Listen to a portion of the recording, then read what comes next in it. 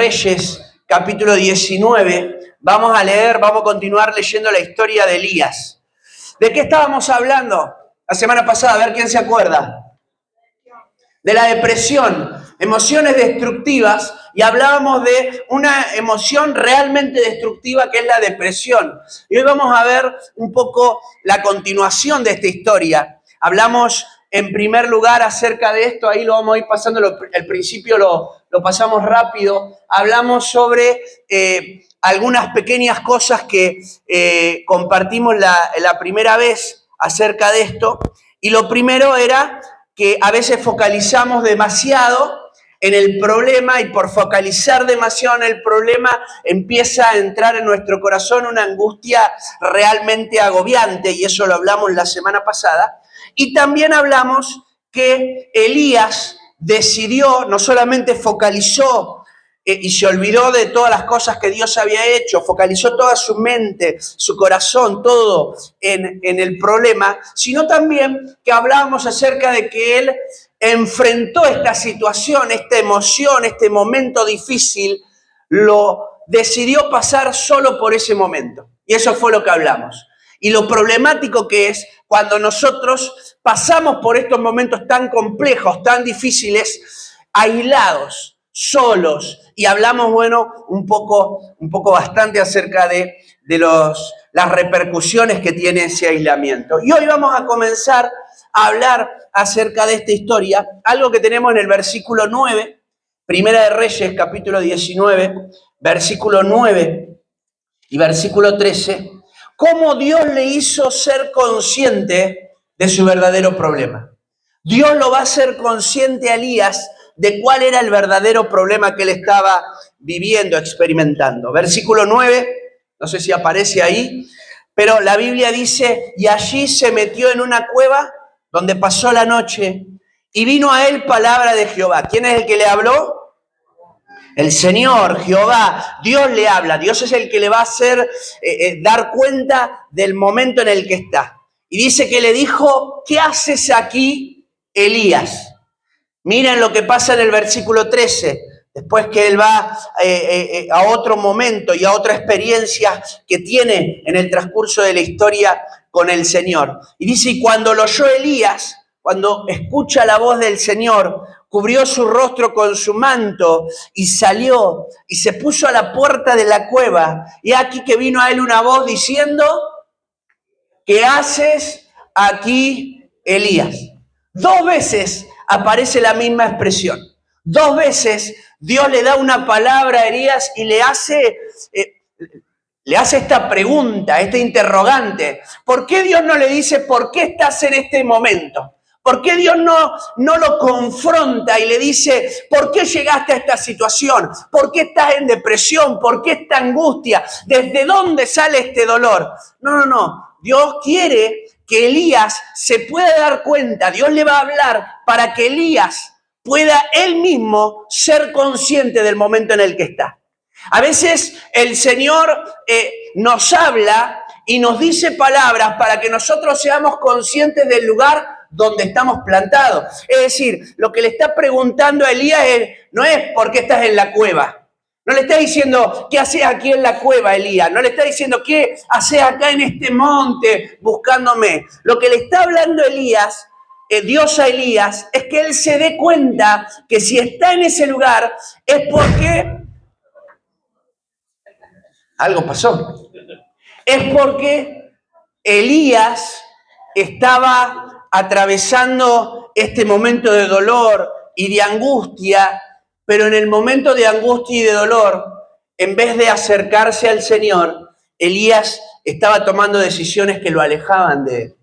Entonces, en vez de en ese momento acercarse al Señor, la voz de Dios es, ¿qué haces, Elías? Es para decirle, deja de ser autosuficiente, deja de creer que por tus propios medios vas a salir de este lugar, deja de creer que con tus propias fuerzas vas a lograr tu cometido y date cuenta que necesitas de mi ayuda. Esa pregunta va a ser el disparador. Después vamos a ver la respuesta que le da Elías y la respuesta que le da Dios, porque en cada uno de sus momentos siempre hay una respuesta del Señor. Pero lo primero que quería hacer el Señor con Elías es que él sea consciente de que él estaba pasando este momento y que lo estaba pasando porque él creyó que por sus propias fuerzas podía salir de ese lugar. Y cuando nosotros creemos que por nuestras propias fuerzas podemos salir de una situación de dolor y de angustia tan extrema, nos vamos a encontrar con la misma problemática que Elías. Y probablemente caigamos en algún momento en un pozo de depresión o en un momento de angustia y de agobio realmente difícil. Porque aunque Dios nos quiere ayudar, nosotros no somos conscientes de que estamos mal. Y yo no sé si te ha pasado, pero a veces esperamos hasta estar en el peor momento de nuestra vida para pedir ayuda del Señor. A veces es como que necesitamos que nos pase todas las olas golpeándonos, que estemos, que ya no damos más y que ya no sabemos más qué hacer para ahí decir, Señor, ayúdame en esto, o ir a buscar ayuda, ir a buscar un consejo, ir a buscar una palabra. Es como que esperamos hasta el último momento. Y a Elías le pasó lo mismo. Elías va a buscar al Señor en el último momento, no cuando recibe la amenaza del peligro, sino cuando está ya. La primera palabra que le dice Elías al Señor es, quítame la vida. Cuando ya no daba más. ¿Por qué esperar hasta ese momento? ¿Por qué creer que podemos salir solos cuando en tantas otras veces el que nos hizo salir fue el Señor? Ahora, el problema de Elías fue su autosuficiencia y no se dejaba ayudar por el Señor, y ahí va a venir la palabra de Dios. Primero, para que sea consciente de su problema. ¿Cuántos han tenido alguna vez algún auto que han tenido que pechar porque no arrancaba solo? Levante la mano. ¿Ha tenido que pechar alguna vez el auto? ¿No? ¿Más de una vez o no? Lo pecho todos los días, pastor, no anda nunca. Es como que de todos los días, eso me está contando mi historia de vida, ¿no? Y lo tenés que pechar para empujarlo. Vos decís, si no arranca. Hermano, ¿le ha pasado tener que pechar el auto, pero cuando se encajó en un pocito? Le pasó también. Ahora se la complico más. ¿Le ha pasado eso mismo, pero estando solo? ¿Es más difícil o no es más difícil? Y tener que pechar el auto no para sacarlo del pozo, para sacarlo y tratar de arrancarlo. O ha tenido que en una lomita y tener que... ¡Qué terrible que es, o no! A mí en Buenos Aires una vez en un viaje que hice, se me cortó el acelerador en medio de una de las autopistas que cruza todo, la General Paz, cruza toda la ciudad. Ahí y yo tenía que cruzar todo, pechando el auto así y frenando los autos que me decían, Dios te bendiga, varón de Dios, y cosas tan lindas, ¿no? Y tenía que cruzar todo. ¡Qué difícil que es! ¡Qué difícil que es! Pero a veces lo intentamos hacer por nuestro... Y vamos, hermano, a veces vamos pechando nuestra propia vida así. Y estamos pechándola solo. Es como que estamos todo el tiempo tratando de... Nos caemos en el pozo y en vez de decir, che, es más fácil cuando alguien te ayuda, ¿o no? Cuando pasa alguien y te ayuda, ¿no es más fácil? Qué lindo que es cuando de repente alguien no solo pasa, sino que te dice, ¿te puedo ayudar? ¡Oh! Te alegra el día. Dale, ¿cómo no me va a ayudar? Te puedo ayudar, pero gracias, vení, ¿no? Que a veces estamos pechando nuestra vida así, estamos pasando ahí en el pozo y creemos que lo podemos sacar, que lo voy a sacar adelante, lo voy a sacar yo puedo, lo voy a hacer. Hermano, busquemos ayuda, no esperemos a estar en la situación de depresión y de angustia, de no dar más, sino acercarnos al Señor. Y como Elías, hay otras personas que sufrieron distintas situaciones, y voy a hablar rápidamente de algunas personas en la Biblia que pasaron por angustias extremas. Esto no significa que hayan sido depresivos. Hay una diferencia entre haber pasado por un momento de dolor y de angustia o hasta de depresión, por así decirlo, y otra cosa distinta es tener o sufrir de una especie de depresión crónica y que sea algo continuo. Pero si vemos en la Biblia de personas que pasaron por angustias tremendas y que hubo una causa En Elías la causa fue este creer que él podía solo, el aislarse, el creer que él por sus propias fuerzas podía llegar a salir, el creerse autosuficiente. Pero hay otros personajes de la Biblia que pasaron situaciones de angustia extrema y fue causado por otra cosa. Y vamos a verlo rápidamente para que podamos entender. Quizás no te identificás con Elías, pero te puedas identificar con alguna de estas personas. En David fue el resultado de su pecado. Por causa de su pecado, David empieza a sentir una angustia muy extrema. Hay 2 salmos que él escribe resultado de su pecado, de haber pecado y del proceso que para él significó el haberle fallado al Señor. El Salmo 32 y el Salmo 51. En el Salmo 51, la Biblia dice, versículos 7 al 12, solo voy a tomar una porción, si quiere usted léalo completo en su casa. Purifícame con hisopo y seré limpio. Lávame y seré más blanco que la nieve. Hazme oír gozo y alegría y se recrearán los huesos que has abatido. Esto por causa de su pecado. Mire lo que sentía. Hasta que su cuerpo estaba siendo de alguna manera perjudicado. Esto se repite en el Salmo 32. Esconde tu rostro de mis pecados. Borra todas mis maldades. Crea en mí, oh Dios, un corazón limpio. Renueva un espíritu recto dentro de mí. Miren lo que lo había llegado. Miren hasta dónde había llegado su mente. Lo que había llegado a pensar. Dice, no me eches de delante de ti, no quites de mí tu Santo Espíritu. No quiero sentir que tu presencia se va de mi corazón. Y dice el versículo 12, vuélveme. Es decir, que ya sintió que algo estaba perdiendo, no solo en su cuerpo, no solo esa experiencia espiritual tan satisfactoria que él tenía, sino también hasta el gozo. Vuélveme el gozo de tu salvación y espíritu noble me sustente. Terrible todo lo que había sufrido por causa de la culpa que le provocaba su pecado. Y el resultado de la angustia y del dolor de David no fue como Elías por su autosuficiencia, sino que fue por causa de su pecado. Su pecado lo llevó a sentir culpa. Y la culpa, hermano, carcome. La culpa carcome como el óxido. La culpa, cuando yo me siento culpable, me carcome algo por dentro, me va comiendo. En estos tiempos que están los días entre frío y todo eso, ¿vieron que empiezan a surgir manchas de humedad en la casa? ¿O no? ¿Alguno tiene algunos honguitos de esos negros? ¿Empiezan a surgir en todos lados o no? Vos decís, ¿pero qué hice? Estos cambios de clima. Y la culpa se extiende como esos hongos. Usted casi no se da cuenta, yo casi no me doy cuenta. Pero cuando quiero acordar, me tomó gran parte de la pared. Y cuando, hermano, corre ese mueble que está anclado ahí, prácticamente fijo, con tarugo y todo, y lo corremos ahí, ¿qué hay detrás? Una humedad bárbara. Y la culpa carcome, la culpa hace que se extienda sobre nuestras vidas. Y esto sentía David. David sentía que la culpa por haber pecado lo estaba haciendo, se estaba extendiendo cada vez más.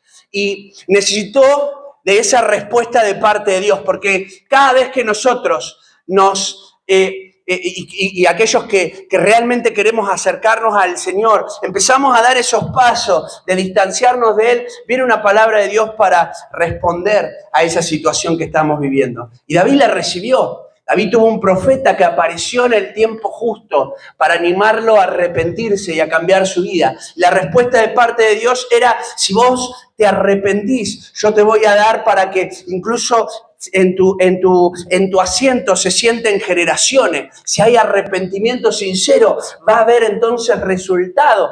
Cuando hay culpa en nuestro corazón, la respuesta de Dios es, vuélvete a mí, arrepiéntete, acércate a mí y vas a ver cómo esa culpa es retirada de tu corazón.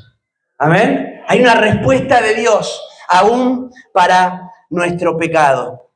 Es el Señor, como decíamos hoy también, quien nos limpia. Job, otro personaje de la Biblia que sufrió consecuencias terribles. En Job fue el resultado de la pérdida. Job sufrió pérdida y tuvo todo tipo de pérdida Job. Y aquellos que conocen la historia, Job, dice la Biblia, que pierde a sus hijos. Dice la Biblia que pierde sus bienes económicos. Dice la Biblia que él pierde hasta su salud. Y en medio de tantas pérdidas, de incontables pérdidas, él empieza a sentir angustia extrema en su corazón. Y dice el capítulo 3, versículo 11, ¿por qué no morí yo en la matriz? Es decir, antes de ser concebido, o expiré al salir del vientre.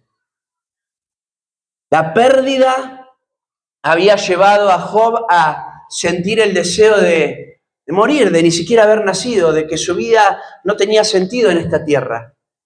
Job lo sufre como resultado de la pérdida, de haber tenido pérdidas tan grandes en su vida. Y probablemente en nuestra vida hemos sufrido muchísimas pérdidas. Hay pérdidas que son insignificantes. Quizás te ha pasado de perder 100, 200, 500 pesos y no te duele. No te duele tanto, ahora no te duele tanto. Pero si, hermano, perdés el 2 de... ¿Hoy qué es? 8. Perdés todo el sueldo. ¿Qué te pasaría? Todavía no pagaste ninguna de las cuentas que tenés. No pagamos las cuentas y perdés todo el sueldo. ¿Te duele más o te duele menos? Te duele más, porque es una mayor pérdida. ¿Cuántas cosas quizás nos ha pasado de haber perdido? Y la Biblia dice que Job perdió ciertas cosas y eso te puede llevar a la depresión. Hay personas que han perdido familiares, hay personas que han perdido embarazos, hay personas que han perdido padres, hay personas que han perdido cosas sueños que tenían y los han perdido, cosas que habían proyectado y lo han perdido. Y es tremendo porque en el corazón empieza a ingresar un vacío enorme. En el corazón empieza a haber una sensación de que nada tiene sentido. Y viene una respuesta de parte de Dios para Job en medio de la pérdida. Y que Dios le dice y le va a decir que lo iba a empezar, que él lo iba a llevar a conocerlo de otra manera. Y Job dice que lo empezó a conocer de otra manera. Ahora mis ojos te ven. Lo pudo conocer de una manera mucho más profunda en el momento de la pérdida. En el momento más difícil, en el momento de angustia, de dolor, conoció a Dios de otra forma, de otra manera. Y Dios le permitió que después él pudiera ver todos los planes que él tenía. Y dice la Biblia que termina sus días lleno de días, lleno de alegría, lleno de gozo. Resultado de que el Señor se presentó en ese momento de dolor que sufrió Job. La Biblia nos habla de Jeremías. Y en Jeremías el resultado fue el rechazo constante. Jeremías sufrió constantemente rechazo. Rechazo de sus parientes, rechazos del pueblo, rechazos de la gente a la que ministraba. Y en Jeremías capítulo 20, versículo 14 al 18 dice Jeremías así: maldito el día en que nací, el día en que mi madre me dio a luz no sea bendito. Maldito el hombre que dio nuevas a mi padre, diciendo, hijo varón te ha nacido, haciéndole alegrarse así mucho. Sea tal hombre como las ciudades que asoló Jehová y no se arrepintió. Oiga gritos de mañana, voces a mediodía, ¿por qué no me mató en el vientre y mi madre me hubiera sido mi sepulcro y su vientre embarazado para siempre? ¿Para qué salí? Para ver trabajo y dolor, y que mis días se gastasen en afrenta. Jeremías sufre el rechazo y el rechazo lo lleva a la angustia. El rechazo lo lleva al dolor. Así como en Job fueron las pérdidas, así como en Elías fue la autosuficiencia, en Jeremías fue el rechazo, ser rechazado. Quizás en la vida sufra rechazo de padres, haya sentido el rechazo, abandono, haya tenido gente que te falló y sufras el rechazo como lo sufrió Jeremías. Y cuando uno sufre rechazo de manera constante, de que la gente te apunte, de que la gente te vea, de que la gente te acuse, de que la gente te condena, empieza a sentir en el corazón un vacío y una depresión tremenda. Porque sentimos que la mirada que se pone sobre nosotros no es de aceptación, sino de rechazo. Y yo no sé si se ha mirado alguna vez en algún espejo roto. Algún espejo roto, no sé si es supersticioso, no se ha mirado. Pero si no es supersticioso, se ha mirado alguna vez en un espejo roto, ¿no? Y cuando uno se mira en un espejo roto, ¿vieron que cambia la imagen? Cambia la imagen, no es la misma. La imagen queda distorsionada. Cuando somos rechazados de forma constante, como le pasó a Jeremías, cambia la imagen de quiénes somos. Jeremías era profeta y termina diciendo, ¿para qué nací? Era profeta. Le dice Dios, miren las palabras que le da Dios. Dios le dice, desde antes de que fueses formado en el vientre de tu madre, te escogí. Había planes para vos. Y él dice, en ese lugar yo no tendría que haber nacido. ¿Me hago entender? El rechazo le había hecho distorsionar no solamente quién era, sino aún las palabras de parte de Dios que le había dicho que había un propósito con su vida y que Dios lo iba a utilizar de la forma en que en realidad lo terminó utilizando. Pero el rechazo nos lleva a la depresión, nos lleva a la angustia. Y termino con un pasaje, con otro personaje más de esta sección de la palabra, que es Moisés. Y quizás este pasaje no lo conocemos tanto, pero es un momento en la vida de Moisés en donde él siente que es demasiado la carga que llevaba, que era demasiado responsabilidades tenía sobre su vida. Por eso puse allí, en Moisés fue la abrumadora carga de liderar. Quizás alguno sufrió la depresión o está sufriendo la depresión porque tiene demasiadas cargas encima y siente que no las puede llevar. Y la Biblia dice que este fue el caso de Moisés. Números capítulo 11, versículo 14 al 15, no puedo yo solo soportar a todo este pueblo, que me es pesado en demasiada carga para mí. Me abruma esta carga, no lo puedo hacer solo. Y si lo haces así tú conmigo, yo te ruego que me des muerte. Y si he hallado gracia en tus ojos, que no se ve más mi mal. Estaba sufriendo Moisés. Moisés era el hombre de Dios que se erigió para levantar y sacar al pueblo, pero está en medio de ese proceso un pueblo que constantemente fallaba, un pueblo que constantemente iba en contra de los propósitos de Dios, y él sentía que no podía lidiar con tantas responsabilidades. Y quizás estás teniendo tantas responsabilidades y tantas cargas y te has cargado al hombro a tu familia, has cargado al hombro no solo a tu familia, sino a otras personas que no son tu familia directa, y te empezás a cargar con cosas y pienses como pasa con Moisés, que te empezás a agotar, empezás a sentir que ya no tenés más fuerzas, ya no sé más qué hacer. Vieron que si uno le pone mucha carga a su vehículo, por más que el vehículo esté preparado para llevar carga, se empieza a romper, ¿no? Si vos le pones carga a tu vehículo todo el tiempo, en algún momento se empieza a romper la suspensión, empieza a doblarse y se empieza a lastimar las ruedas, pero en algún momento también se empieza a romper el motor y empieza a fallar el motor. Y cuando uno tiene tantas cargas, tantas responsabilidades, al principio te empezás a agotar y la suspensión empieza a fallar. Pero en un momento, si no aprendemos a entregar nuestras cargas al Señor, ¿sabe lo que nos va a pasar? Va a empezar a fallar el motor. Y va a empezar a fallar todo de nosotros. Y vamos a sentir que no tiene más sentido en nuestra vida, como le pasó a Moisés. Lo sufrió. 2 veces Elías tiene la pregunta, y vuelvo al Elías, tiene la pregunta Elías, ¿qué haces aquí? Y las 2 veces Elías responde lo mismo.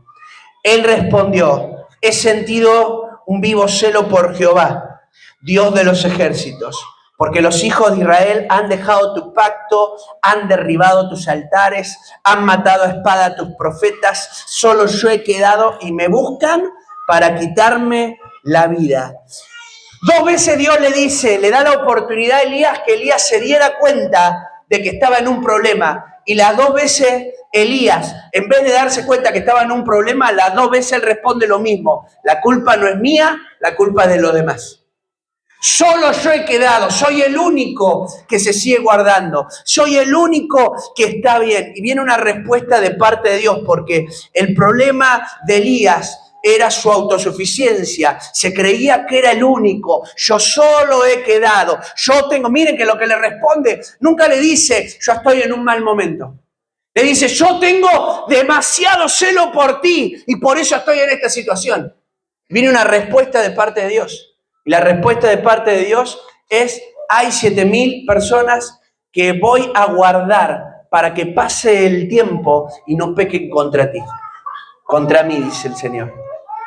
Es decir, lo que le está diciendo Dios a Elías, no estás solo. No estás solo. No estás solo. No estás solo. Si estás llevando las cargas y la estás llevando solo, es porque quizás todavía no has aprendido a confiar en otras personas, es porque quizás no hemos aprendido a confiar en el Señor y hemos creído que con nuestra fuerza lo íbamos a poder lograr, que íbamos a cambiar a esa persona, que íbamos a hacer que esa persona sea distinta, que esa persona ahora empiece a cambiar su carácter, su personalidad. Y la respuesta de parte de Dios es, mientras nosotros lo hagamos de esa forma, no lo vamos a poder lograr. Pero si entendemos que no estamos solos, nos vamos a dar cuenta verdaderamente que hay un plan de parte de Dios y que Dios tiene las personas correctas para que nos acompañen. Amén. Y lo cuarto que quiero compartir, lo tercero era eso de la predicación anterior, y lo cuarto que quiero compartir es que Dios le otorgó un propósito a Elías nuevamente. Y esto es tremendo. Porque quizás alguno podría llegar a pensar, una persona en esa angustia, en ese dolor, ¿cómo Dios le va a dar propósito? ¿Cómo Dios le va a dar una nueva oportunidad? Y la Biblia dice que Dios le va a dar un nuevo propósito, le va a otorgar un propósito a Elías para que él salga de ese estado y ahora se focalice en el lugar correcto. Versículo 15 al 17 dice la Biblia así. Y le dijo Jehová, ve, vuelve por tu camino, por el desierto de Damasco, y llegarás y ungirás a Hazael por rey de Siria. A Jehú, hijo de Nimsi, ungirás por rey sobre Israel, y a Eliseo, hijo de Shafat, de Abel Meoala, ungirás para que sea profeta en tu lugar después de él. Termina sucediendo en el segundo libro de Reyes. Y el que escapare de la espada de Hazael, Jehú lo matará. Y el que escapare de la espada de Jehú, Eliseo lo matará. Y yo haré que queden en Israel, lo que leíamos hoy, 7,000 cuyas rodillas no se doblaron ante Baal y cuyas bocas no lo besaron. Dios quería restaurar a Eliseo, porque Dios quiere restaurar a la persona que siente esta angustia, que siente depresión. Dios la quiere restaurar. Y para restaurarla, parte de lo que Dios hace, además de darle una palabra, es darle un propósito. Elías, por focalizar demasiado en su problema, se olvidó que había un propósito de parte de Dios con él en la tierra. Entonces Dios le va a dar nuevamente y le va a renovar el propósito. Ahora va a ser distinto que el anterior. Ahora él va a tener que escoger a 3 personas. Él va a tener que ungir a 3 personas puntuales y lo trata de el Señor para restaurarlo. Focalizate en el lugar correcto. Si el problema de él era que se focalizó en el problema, ahora Dios le dice, bueno, focalizate en lo correcto, en que hay un propósito de parte mía para tu vida. A veces estamos focalizados en un lugar y es el lugar incorrecto. Estoy pensando solo en mi problema, en mi dificultad, en que este hijo no cambia, en que este hombre no cambia, en que esta mujer no cambia. Y si yo me focalizara en el propósito de Dios, Dios se encargaría de empezar a transformar todo lo necesario en mi vida y empieza a cambiar un montón de cosas a mi alrededor, porque me empiezo a aferrar mucho más al Señor. Focalizándome en el lugar correcto. Y miren que lo que le va a dar es una tarea peligrosa, no es una tarea fácil. Él iba a tener que ungir a personas que iban a tener que seguir y continuar la tarea. Él antes no se animó porque tenía a una mujer que lo perseguía y ahora le iba a tener que ir a hablar a personas, a reyes y demás, para ungirlos para que desarrollen el ministerio que iban a desarrollar. Ahora, cuando nosotros estamos focalizando nuestra mirada en lugares incorrectos, terminamos con un serio problema. Antes los celulares no tenían ni la cámara que tienen ahora, ni la linterna que tienen ahora. ¿Quiénes tuvieron los celulares más viejitos con las linternas más malas? Levante la mano. Ya se deschaba su edad, hermano. Vamos, levante. ¿No? ¿Se acuerdan lo que eran esas linternas? ¿Alumbraban? ¿Cuánto alumbraban, hermano? ¿Hasta dónde? Acá era. ¡Tac! Era a los pies. Nosotros estábamos en Haití y no había luz pública. Y nosotros bajábamos a un lugar y teníamos que usar esa linterna para andar. Hermano, yo no podía andar mirando todo lo que pasaba alrededor porque me caía. No había luz en ningún lado. No había luz en las casas, no había luz pública. Yo tenía que andar con el celular así. Ir caminando y mirando ahí. Bajaba del lugar donde me bajaba y yo tenía que caminar casi 200 metros y yo ahí. ¡Tac! ¡Tac!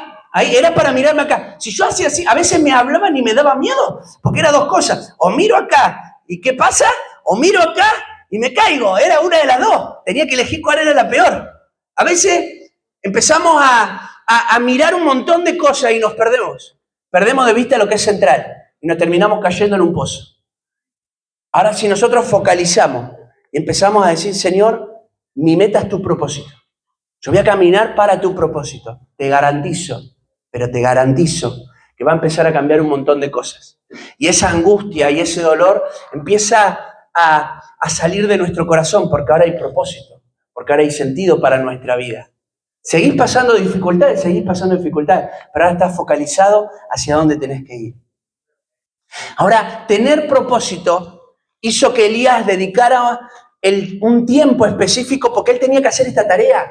Elías ahora tenía que ir y buscar a Eliseo. Elías ahora tenía que ir y buscar al rey. Y tenía que ir a otra nación y buscar a otro rey. Él tenía ahora un propósito, entonces su tiempo ya no estaba en el problema, ¿no?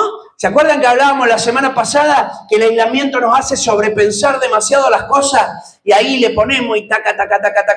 Cuando hay propósito, ocupa otro lugar nuestra mente. Porque yo sé que tengo una tarea que realizar. Entonces, como tengo una tarea que realizar, focalizo todo mi esfuerzo y mi fuerza para poder realizar esa tarea. Ahora, cuando yo quiero hacer muchas tareas a la vez, ¿qué me termina pasando, hermano? Yo le voy a decir lo que termina pasando. Empezamos un montón de cosas y no terminamos ninguna. ¿Cuántas cosas empezaste a hacer en tu casa y están por la mitad?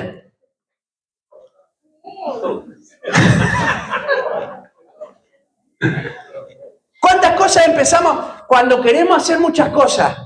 Las empezamos con acá. ¿Y cuál terminamos, hermano? ¿Terminamos alguna? Nos quedan todas. Ahora, cuando hay un propósito, vos tenés una tarea, caminás en base a esta tarea. No andás mirando otras cosas porque sabés que tenés que cumplirlo a esto.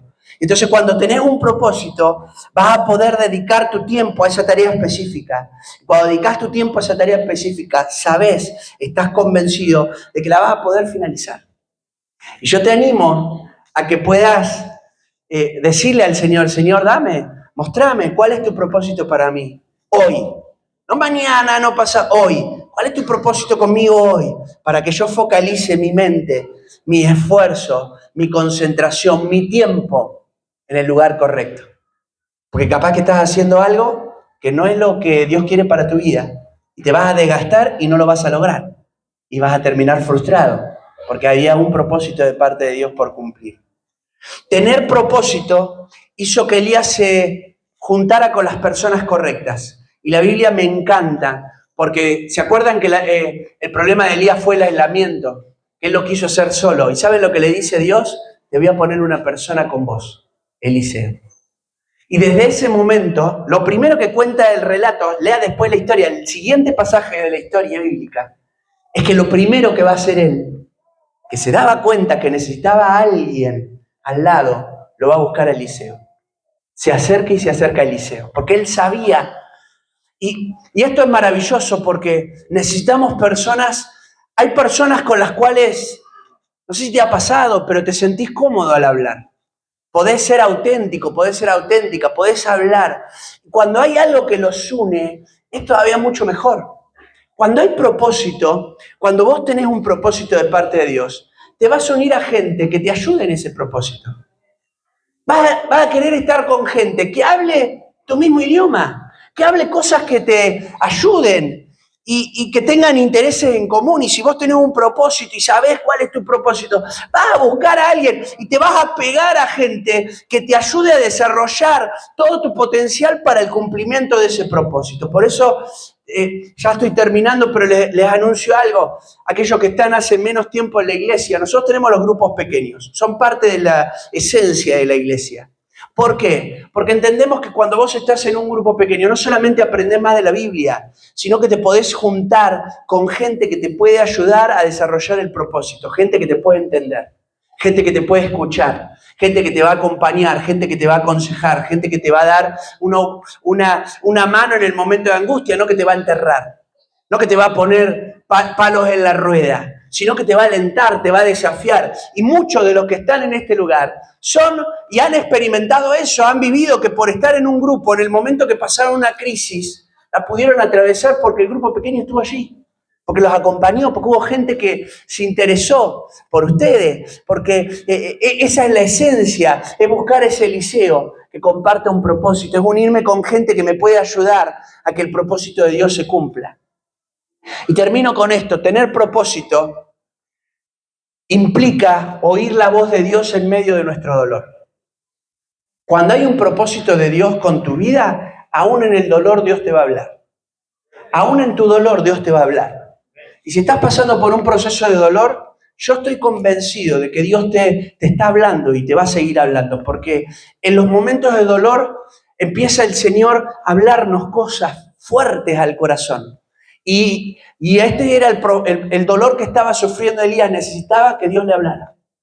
No podía pasar. Si Dios no se iba a desaparecer, Dios no iba a no hacerse presente en la escena, porque necesitaba Elías escuchar la voz de Dios. Y por eso Dios primero le envía un ángel, después le da una palabra, porque Dios se quería hacer presente en el dolor de Elías.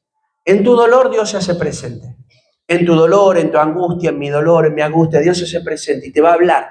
¿Por qué? Porque hay un propósito de Dios. Aún por pasar por medio de ese dolor. Quizás te dé una palabra para fortalecerte en ese proceso. O quizás en ese proceso te dé una palabra de lo que quiere hacer con tu vida. Como le pasó a Elías. No le dio una palabra quizás para lo que estaba viviendo de manera puntual. Le habló del propósito. Lo hizo que se focalizara en otro lugar.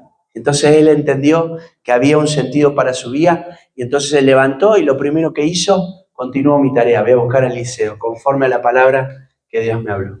¿Qué te parece si nos ponemos en pie?